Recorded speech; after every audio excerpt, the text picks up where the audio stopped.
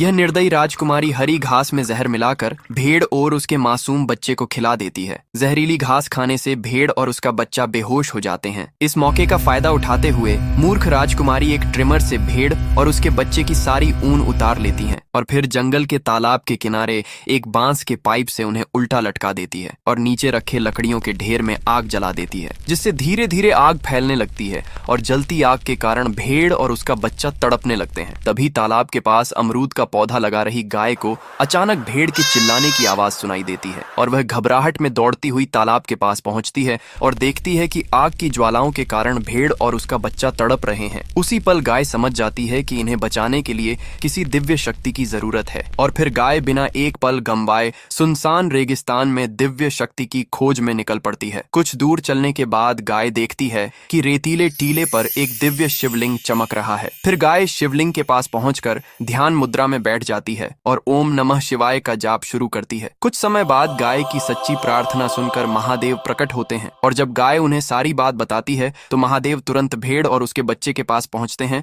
और अपने नीलकंठ स्वरूप में धीरे धीरे जटाएं खोलते हैं और अगले ही पल महादेव की जटाओं से गंगा की दिव्य धारा जलती लकड़ियों पर गिरने लगती है और आग पूरी तरह बुझ जाती है। फिर भेड़ और उसका बच्चा खुशी से नाचने लगते हैं, लेकिन फिर भी किसी ने महादेव की इस महान लीला को लाइक नहीं किया।